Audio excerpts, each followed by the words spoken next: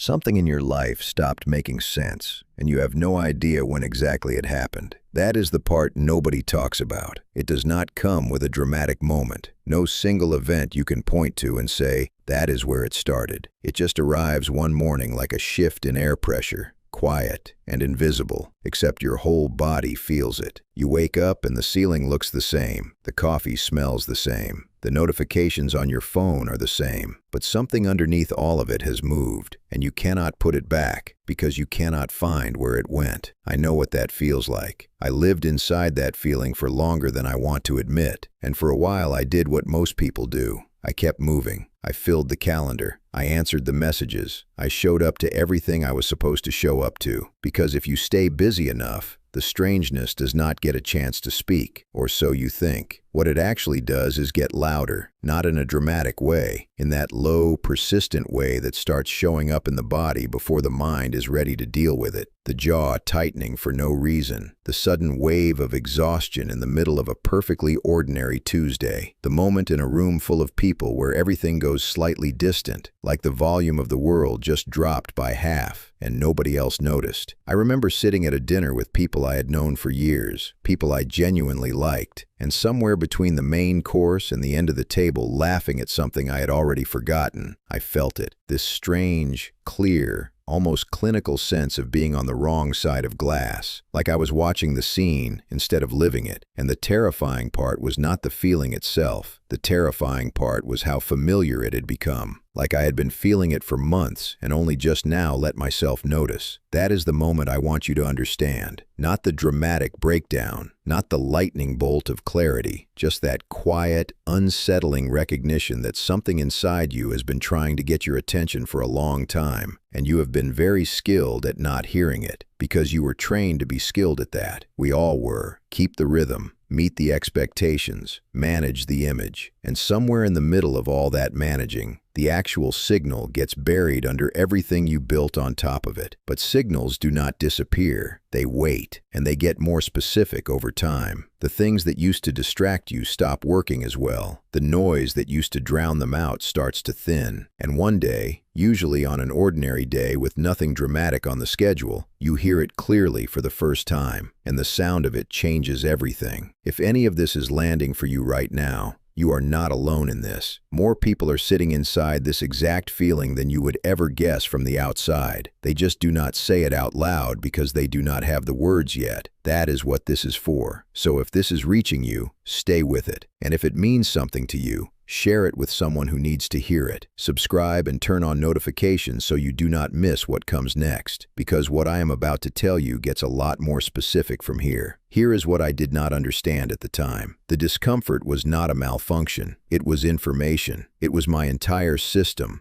body and mind together, sending up a signal that the life I was living had moved out of alignment with something deeper that I had not yet learned to name. And the reason it felt like breaking down was because I had been taught, like most people, that discomfort means something has gone wrong, that stability is the goal, and anything that threatens it is the enemy. So I treated my own awakening like a problem to be solved. I looked for the leak. I tried to find the specific thing I could fix so that the feeling would stop. And here is the thing about that approach. It works for a while. You make an adjustment here, you restructure something there, and the pressure eases slightly, but it comes back. Because you are not dealing with a surface issue. You are dealing with something that goes all the way down. And every adjustment you make at the surface level only delays the conversation your deeper self is trying to have with you, until eventually the delay becomes too expensive, until the cost of staying the same starts to clearly outweigh the fear of changing. And that is not a comfortable calculation to arrive at, but it is an honest one. And honest, I was starting to learn, was the only direction I had left. The version of me that existed 3 years before all this would not recognize who I am now. And I do not mean that as a compliment to either version. I mean it as a fact, because the person I was back then had a specific shape, and that shape fit perfectly into a specific life. And for a long time, that fit felt like success. I had the routine down to something almost mechanical. Up before 7, coffee while checking messages, out the door with just enough time to feel efficient. Evenings that followed the same comfortable loop of familiar places, familiar faces, familiar conversations that never quite went anywhere new but felt safe in their predictability. And I was good at it. I mean, genuinely good at maintaining the whole structure. I could hold 10 plates in the air and make it look effortless. What I could not do, what I had not done in longer than I could honestly remember, was stop and ask whether any of those plates were actually mine. That question did not come from a book or a conversation or some moment of inspiration. It came from exhaustion. Specifically, it came from a Sunday afternoon where I had nothing scheduled for the first time in what felt like months, and instead of feeling rested, I felt a kind of low, humming dread that I could not locate or explain.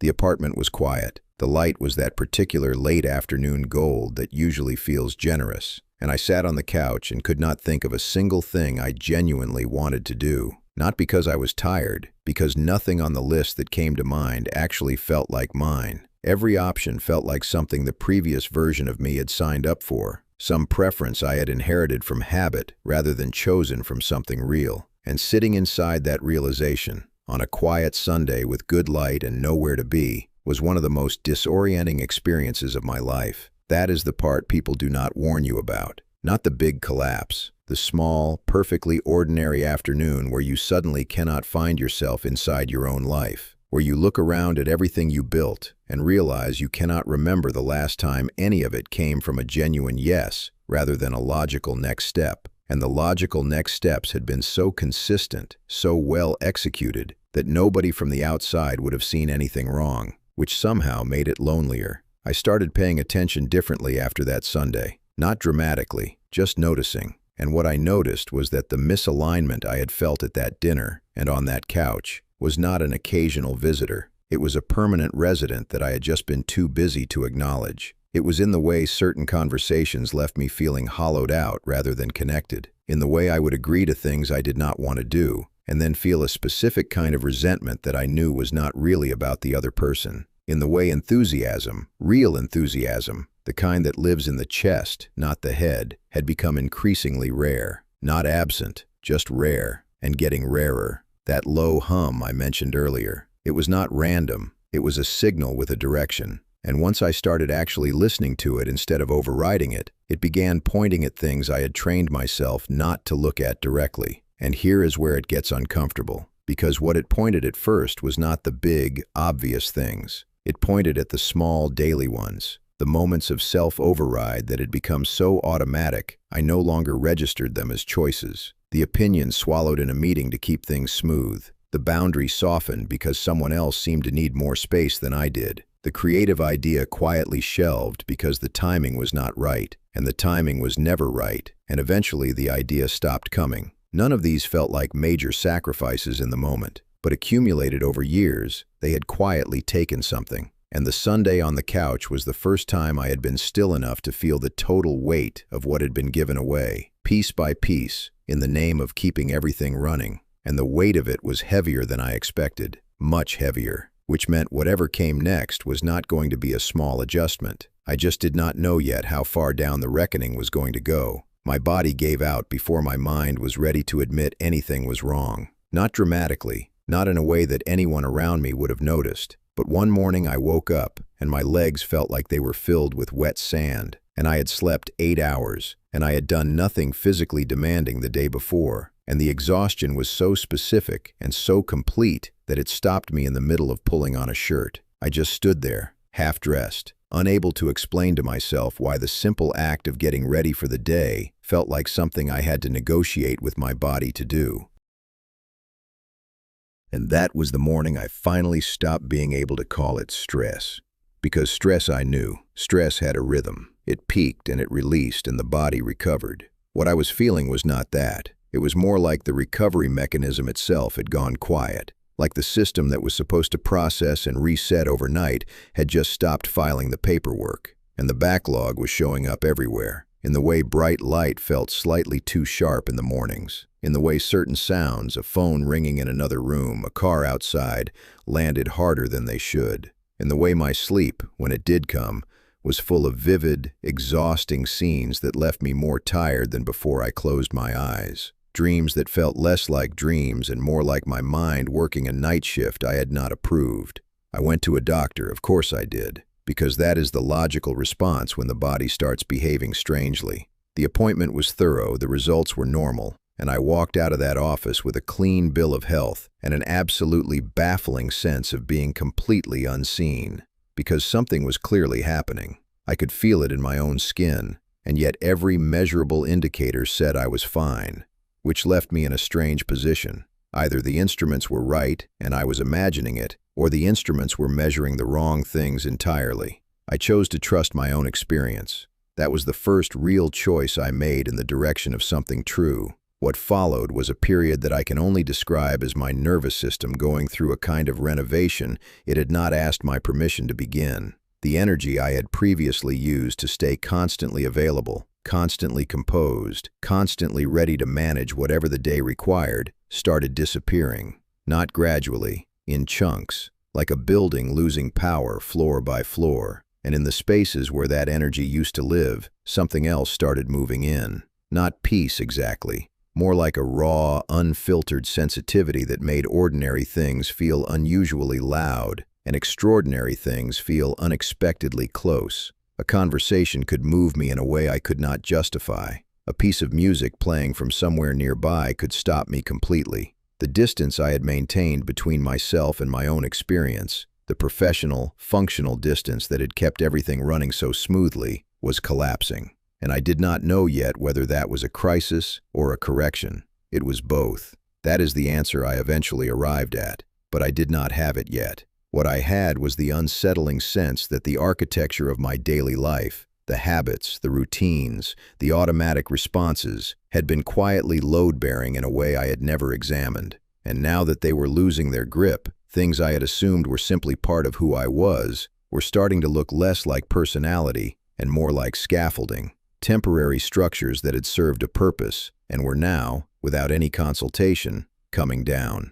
The scaffolding that came down first was the one I had built around certainty, around the idea that I understood how my life worked and where it was going and what it was for. Because when the body stops cooperating and sleep stops restoring, and the instruments all say nothing is wrong, you run out of solid ground very quickly. And standing in that open space, with no diagnosis to hold and no clear path forward, I had to confront something I had been successfully avoiding for a very long time. The possibility that the life I had constructed so carefully had been built to a set of specifications that were never actually mine. That somewhere between becoming who I was supposed to be and becoming who I actually was, I had taken a turn and kept walking and never looked back at the fork. And now, in this strange, exhausted sensitivity, the road back to that fork was becoming visible. And what waited there was not comfortable, but it was the first thing in a long time that felt completely, undeniably real. The first time it happened, I was standing in a parking lot at 7 in the morning, holding a coffee I had not yet opened, and I looked up at the sky and knew, with a certainty I could not explain or defend, that something was about to change. Not feared it, not hoped for it, knew it, the way you know your own name. And then 3 days later, something did. Nothing cinematic. A conversation that ended a professional relationship I had been quietly outgrowing for 2 years. And the moment it happened, that parking lot morning came back to me with such clarity that I had to sit down, because I had felt it coming before it came, and I had never done that before in my life. I started noticing the pattern after that.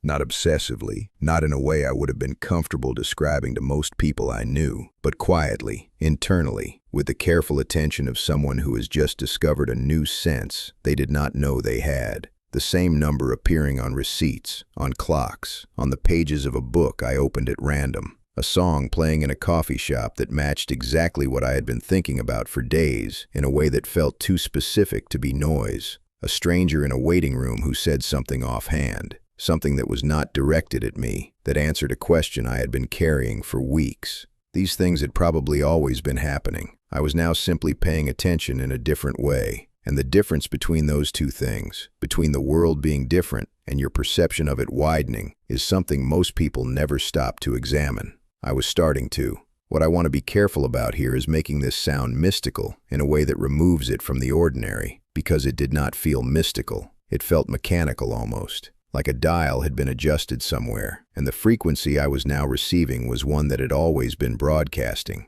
The signals were not new. My ability to register them was. And once I understood that distinction, something settled in me, because it meant I was not losing my grip on reality. I was gaining a wider one, and that reframing changed everything about how I held the experience. Instead of something strange happening to me, it was something clarifying, opening, like a window that had been painted shut for years, finally giving way. What came alongside this new attentiveness was something I had not anticipated, a shift in how the past behaved. Because memories, and I mean specific, textured memories, the kind with weight and smell and sound, started surfacing without invitation. Not the ones I would have expected, not the big, obvious ones, the small ones. A moment from early in my career where I had an idea I genuinely believed in and said nothing because the room felt too intimidating. A conversation with someone I cared about where I had felt something important and chosen to deflect with humor because being seen that clearly felt like too much. A decision I made for practical reasons that quietly buried something I had not yet finished with.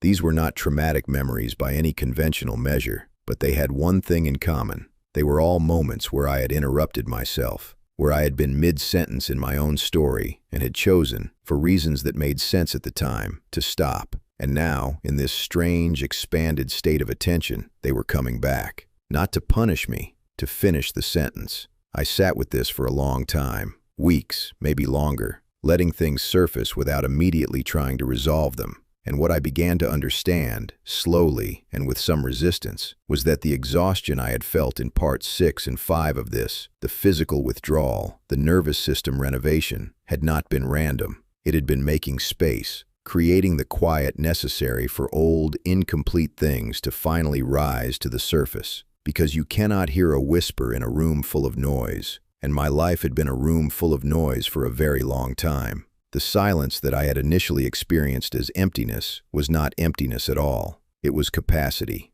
room for something that had been waiting patiently outside the door for years, and whatever that something was, it was getting closer. I could feel it the way you feel weather before it arrives. Not in your thoughts, in your chest, in the particular quality of the air when the atmosphere is about to shift. The friendship that ended first was the one I thought would survive everything, and the way it ended was not with an argument or a betrayal or any of the clean, dramatic reasons that make loss easier to explain. It ended because I changed, and the change was visible, and the visibility made the other person deeply uncomfortable in a way neither of us had the language for at the time. His name was Marcus. We had known each other for the better part of a decade, the kind of friend who knew the shorthand, who you could call at 11 at night without a specific reason, who made the ordinary feel companionable just by being in the same room. And somewhere in the months that followed that Sunday on the couch, the doctor's visit, the memories surfacing, the patterns I had started noticing, something between us began to shift. Not because anything had happened between us directly, but because I was no longer matching the frequency of the dynamic we had built. And dynamics, I was learning, are more fragile than relationships. They look the same, but they are not the same thing. It showed up first in the silences. We had always had comfortable silences, the kind that do not need to be filled. But these new silences had a different texture, a slight tension underneath them, like the air before rain, that particular charged stillness, where everything is about to change, but nothing has moved yet. I noticed Marcus checking his phone more in conversations. I noticed myself holding back things I would have said a year earlier, not out of strategy, but because they no longer fit the container we had built. The topics we used to return to, the shared complaints, the familiar loops of conversation about people we both knew, and choices we were both too comfortable to question. I had less and less appetite for them. And the less appetite I had, the more the distance grew. And the more the distance grew, the more he seemed to push back against something he could not name. A comment here, a slight edge and a joke there. Nothing dramatic, just a low, persistent friction that had not existed before. The last time we properly spent time together was at a mutual friend's gathering. Nothing remarkable about the night itself, but at one point I said something, an honest observation about a pattern I had noticed in my own behavior over the past year, something I shared carefully and without any intention of challenging anyone. And Marcus went quiet in a way that was not comfortable. And then he changed the subject in a way that was not subtle, and I felt it. The clear, cold signal of someone who needs you to stay the same because your changing reflects something back at them they are not ready to look at. I did not say anything, but I felt the door between us closing, and I let it close. Not because I did not care, because I finally understood that keeping it open would have required me to make myself smaller again, and I had already spent too long doing that. What replaced that friendship was not immediately another friendship. It was space. And space, when you are not used to it, is one of the most confronting things you can inhabit. Because in the space where Marcus used to be, there was no noise to fill the discomfort. Just the clean, undecorated reality of being in the middle of a transition with no guarantee of where it was going. And I want to be honest about how that felt, because I think people who talk about growth often skip this part. It felt like failure. It felt like something I had broken, even though I knew, in some deeper place, that it had ended because I was choosing something true. The surface-level feeling was grief. Simple, undramatic, genuine grief for something that had been real and was now over. And here is what I eventually understood about that grief. It was not a sign that I had made the wrong choice. It was a sign that I had made a real one. Because real choices have weight, and weight feels like loss before it feels like freedom. The space Marcus left did not stay empty forever, but in the weeks after, it was very empty indeed. And what I did not realize yet was that the emptiness was doing something. It was making room for a quality of honesty with myself that company, even good company, had been gently preventing. Because when there is no one to perform for, even in the subtle ways you perform for people you genuinely love, something drops away. And what I found underneath it, in that quiet, uncomfortable space, was the clearest picture I had ever had of exactly who I was and exactly what I was no longer willing to pretend. The thing that came up from the silence was not what I expected. I expected clarity. What I got was anger, not the hot, immediate kind that passes quickly. The old kind, the kind that has been sitting in a closed room for years and hits you with a wall of stale air the moment you finally open the door. And the first time I felt it fully, without immediately redirecting it, or softening it, or explaining it away, I was alone in my apartment on a Wednesday evening, with nothing particular happening, and it moved through me like weather. Chest tight, jaw locked, hands that did not know what to do with themselves. And the strangest part was that it was not directed at anyone specific. It was directed at a pattern, at the years of choosing other people's comfort over my own signal. At the number of times I had felt something real and immediately asked myself whether I was allowed to feel it before I had even finished feeling it. That anger was not a problem. It was information that had been waiting in a locked room for a very long time. And opening that room was not optional anymore. What I had not understood before this phase was that the parts of yourself you push down do not dissolve. They calcify. They become structural. They shape your posture and your voice and the particular way you walk into a room. The anger I had not expressed became the over-accommodation I had mistaken for generosity. The grief I had not processed became the disconnection I had mistaken for self-sufficiency. The hunger for something real that I had buried under practicality became the hollow feeling at that dinner table and on that Sunday couch and in every moment where I had been present in body and absent in everything else. These were not separate issues. They were the same thing in different costumes. And recognizing that, really recognizing it, not as a concept, but as a lived truth I could feel in my own body, changed the entire frame of what I thought I was dealing with. Because I had been treating this whole period as a problem to be solved, as something gone wrong that needed to be corrected and returned to functioning order. But what I was beginning to understand, slowly and with some resistance, was that it was not a malfunction, it was a reclamation. The system was not breaking down, it was breaking open. And the difference between those two things is everything. Because a breakdown demands repair, but a breaking open demands something harder. It demands that you do not immediately fill the new space with the same old material just because the emptiness is uncomfortable. I started a practice around this time that I have never fully described to anyone. Every evening before sleep, I would sit quietly for a few minutes and ask myself one question. Not a therapeutic question, not a philosophical one. Just this: what did I feel today that I did not let myself finish feeling? And the answers that came were not always dramatic. Sometimes it was a small irritation I had smoothed over in a meeting. Sometimes it was a flicker of genuine joy I had immediately qualified because it seemed disproportionate to the circumstance. Sometimes it was something older, a sadness that had nothing to do with that day specifically, but had found a crack in the quiet and slipped through. And I would sit with whatever it was, not analyze it, not resolve it, just let it be present until it had said what it needed to say. And then something interesting started happening. The volume of the internal noise began to drop, not because I was suppressing it more skillfully, because I was actually processing it instead of archiving it. And in that dropping volume, something became audible that had always been underneath the noise, a quality of knowing that did not announce itself loudly, that did not argue or insist. It was more like a consistent, quiet orientation, the way a compass needle always finds north regardless of what direction you point it in. I had felt versions of this before, briefly, in moments of unusual clarity, but I had never been still enough or honest enough to let it actually guide anything. I had always overridden it with logic or social expectation or the version of myself I was trying to maintain. But now, with the noise thinning and the old structures losing their authority, it was becoming harder and harder to ignore. And what it was pointing at was something I was not fully ready to look at yet. Not because it was dark, because it was mine.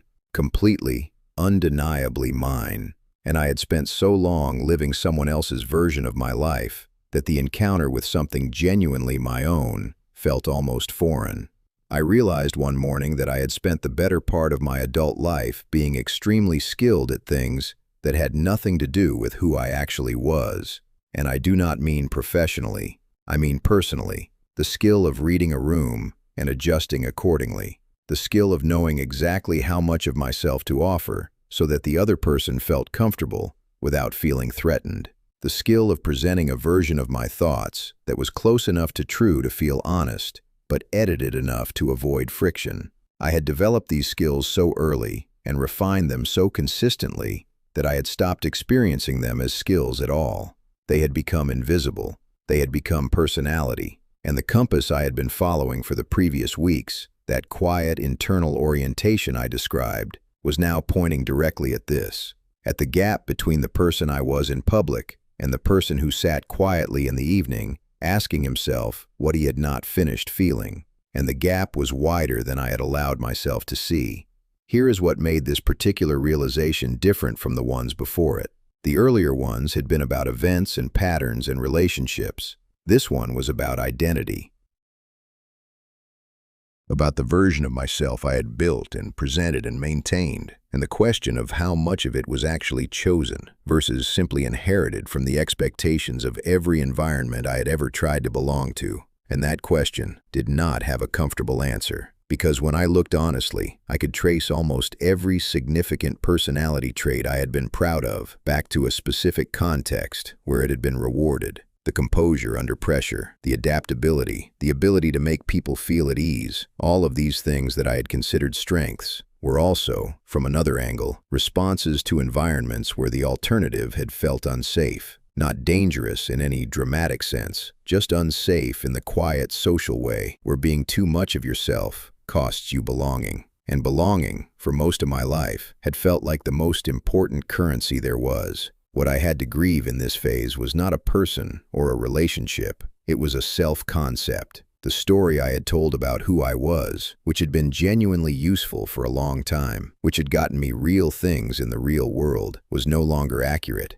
And grieving a self-concept is a strange and disorienting process because there is no clear ritual for it. Nobody brings you food or sits with you in a room. You just notice, gradually, that the story is no longer holding, that the character you have been playing is becoming uncomfortable to inhabit, and that the discomfort itself is the grief. And in that grief, I found something I had not expected. Not sadness exactly, something quieter and more specific. A kind of tenderness for the younger version of myself who had built these adaptations in the first place, who had looked at the available options and made the most intelligent choices he could with what he understood at the time. I was not angry at him. I was grateful for the work he had done, and I was ready to let him rest. Because what was needed now was something he could not do. What was needed was the willingness to be legible, to stop managing the impression and simply be present in a way that might not land well with everyone, but would at least be real. And that willingness did not arrive as a decision. It arrived as a slow and growing inability to do otherwise. The management was getting harder. The energy required to maintain the edited version of myself was increasingly unavailable because that energy was being redirected, without my permission, toward the process of becoming something more accurate. And as the management softened, things slipped through. Opinions I would previously have smoothed over, reactions I would previously have redirected. A directness that surprised even me sometimes, not because it was harsh, but because it was unfiltered. And the response to this from the people around me was mixed in exactly the way you would expect. Some people leaned in, others pulled back, and I was beginning to learn, slowly and with some ongoing discomfort, that the ones who pulled back were telling me something important, not about their value as people, about the nature of the dynamic we had been in together. And that information, as uncomfortable as it was also exactly what I needed. Because what was coming next required me to be standing on ground that was actually mine. And I was almost there. Almost. The moment the old dynamic tried to come back, it did not arrive wearing a warning sign. It arrived wearing a familiar face and a reasonable excuse, the way those things always do. Her name was Diana. We had worked together a few years earlier, moved in overlapping circles, and had one of those connections that felt easy in a way that I had always interpreted as depth, but was now starting to recognize as something different. Ease, I was learning, is not always a sign of resonance. Sometimes it is a sign of two people who have found an efficient way to avoid the same things together. And Diana and I had been very efficient. She reached out on an ordinary Tuesday. A message that was warm and specific and timed with a precision that the old version of me would not have noticed. It arrived exactly at the point where the solitude of the previous months was beginning to accumulate weight, where the ground I had cleared felt less like freedom and more like exposure, where the part of me that had not yet fully trusted the new direction was looking for something familiar to hold on to. And Diana, without knowing any of this consciously, offered exactly that. Not in a manipulative way, in the way that people who knew your old shape will always fit it better than people who are only just learning your new one. We met for coffee. The place was warm and slightly too loud, the kind of background noise that makes conversation feel more intimate than it actually is. And sitting across from her, I felt something I had not felt in months. The effortless slide back into a version of myself I recognized. The jokes that landed without effort, the shorthand that required no explanation, the comfortable loop of a dynamic that knew exactly how to function. And for about 40 minutes, I let myself enjoy it fully, because it was genuinely enjoyable. That is the part that makes these moments difficult. The pull of the familiar is not a lie. It is real. It is just incomplete. It was somewhere in the second hour that I noticed it, a specific moment where Diana said something, a comment about someone we both knew, and I felt the familiar pressure to respond in the expected way, to match the frequency of the assessment, to confirm the shared narrative, to be the version of myself that fit easily into her version of events. And I paused, not dramatically, just for a breath longer than usual, and in that breath, I felt the full weight of the choice in front of me. Not a life-changing decision in the dramatic sense, a small, quiet, completely invisible fork in the road. I could step back into the old shape. Nobody would notice. Diana would be pleased. The evening would proceed smoothly, and I would have spent the currency I had been accumulating over months of difficult, honest work on 30 seconds of social ease. I looked at her across the table, at the familiar warmth of her expression, and I said something true instead. Not unkind, not confrontational, just accurate, just mine. The shift in her face was subtle, a slight recalibration. The ease dropped a degree, and then she moved the conversation forward, and we kept talking, and nothing dramatic happened, but something had, something internal and completely private, because I had stood at that fork and chosen the direction that cost more in the short term, and I had not collapsed from the discomfort of it.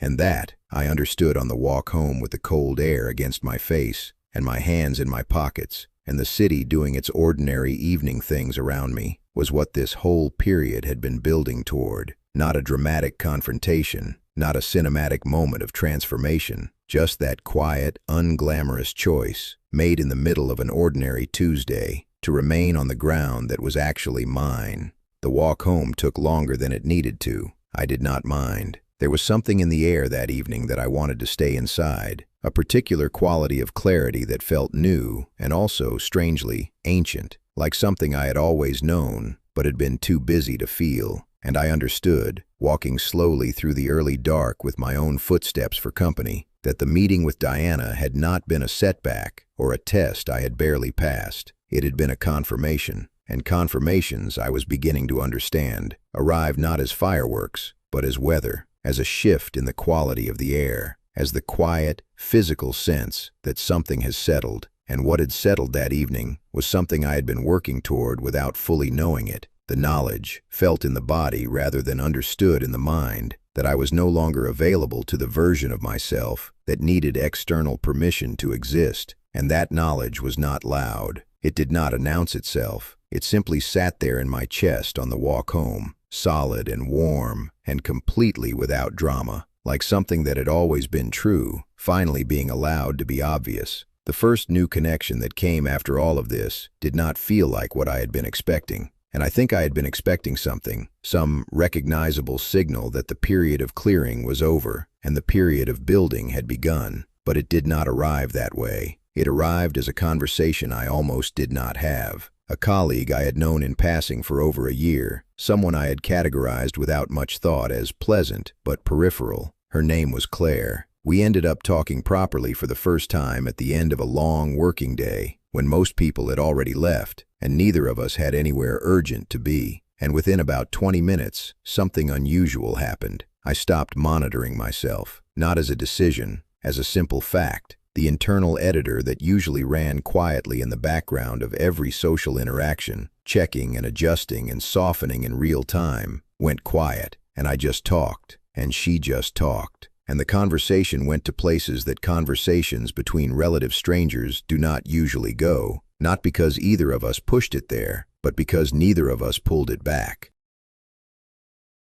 I walked away from that conversation with a feeling I had almost forgotten existed. Not excitement exactly, something slower and more durable. The particular warmth of having been genuinely met, of having said something true and had it received without flinching, without redirecting, without the subtle recalibration that signals the other person needs you to be slightly less than you just were. And what struck me most, lying awake that night with the city quiet outside and the ceiling doing nothing remarkable, was the contrast. How different it felt from the ease I had experienced with Diana only weeks earlier, because the ease with Diana had been frictionless, in the way that surfaces are frictionless when nothing is actually being exchanged. This was different. This had texture. This had the specific weight of two people actually making contact. And I had not realized, until I felt the difference in my own body, how long I had been mistaking the frictionless kind for the real kind. Claire and I kept talking, not with urgency or intention, just when the opportunity was there. And each time the same thing happened. The editor went quiet, and in the quiet, something moved between us that felt like the opposite of performance. It felt like the most ordinary and the most extraordinary thing simultaneously, just two people being honest in the same room. Not confessional, not therapeutic, not heavy, just present. And I started noticing that this quality, this simple willingness to be present without management, was beginning to show up in other interactions too. Not universally, but more frequently than before. As though the choice I had made walking away from Diana, the choice to stay on my own ground, had quietly recalibrated something in how I entered rooms, how I held conversations, how much of myself I brought to any given moment without asking permission first. And the people who responded to that were different from the people who had populated the earlier chapters of my life. Not better as people, just more aligned with wherever I was actually standing. What I also noticed during this period was something that took me longer to name. My presence in a room felt different to other people, not in a way I could observe directly, but in the feedback. Someone I barely knew told me one afternoon that talking to me felt unusually calming. A younger person in my professional circle started seeking out my perspective in a way that had not happened before. And occasionally, on the other end of the spectrum, someone would become slightly prickly around me for no reason I could identify. And I recognized that too, because I remembered what it felt like to be in the presence of someone who was clearly not performing when you yourself were performing constantly. It is quietly confronting, not because they are doing anything, because they are not doing the thing you have been doing all along, and their stillness makes your motion visible. I was not trying to affect anyone. I was simply no longer matching frequencies that were not mine. And that, without a word spoken, changes the temperature of a room. The thing about arriving somewhere real is that it does not feel like an arrival. It feels like a clearing, like the end of a sustained effort you had been making for so long that you stopped noticing you were making it. And one morning, not long after the conversation with Claire, I woke up and the ceiling looked the same, and the coffee smelled the same, and the notifications on my phone were the same. But the feeling underneath all of it was not the same. The strangeness that had sat in my chest for the better part of 2 years, that low, persistent hum of misalignment, was gone. Not replaced by anything dramatic, just gone. And in its place was a quality of ordinary that felt, for the first time in a very long time, genuinely mine.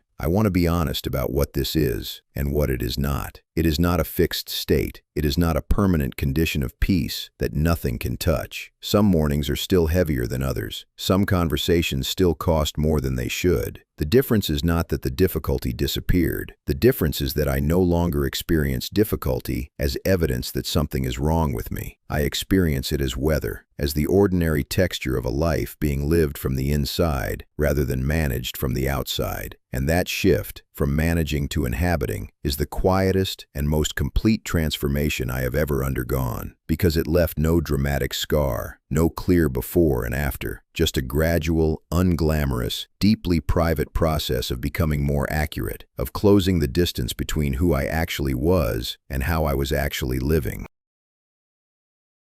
And the strange thing is that nobody around me could have pointed to the moment it happened. Because it did not happen in a moment. It happened in 100 small, unremarkable choices, made mostly alone, mostly in silence, mostly without any certainty that they were leading anywhere worth going.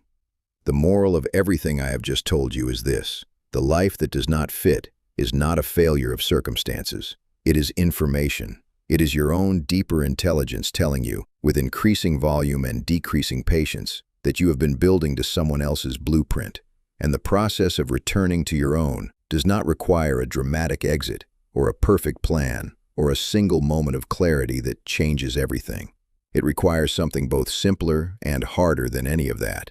It requires the willingness to stop pretending that the discomfort is not there, to sit with it long enough to hear what it is actually saying, and then to make the next small, honest choice, and then the one after that, and then the one after that, for as long as it takes, until the life you are living and the person you actually are finally occupy the same space.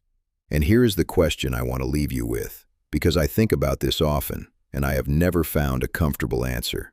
How much of the life you are living right now was actually chosen by you, and how much of it was simply the most convenient, available shape at the time you needed to fit somewhere? Sit with that. Really sit with it.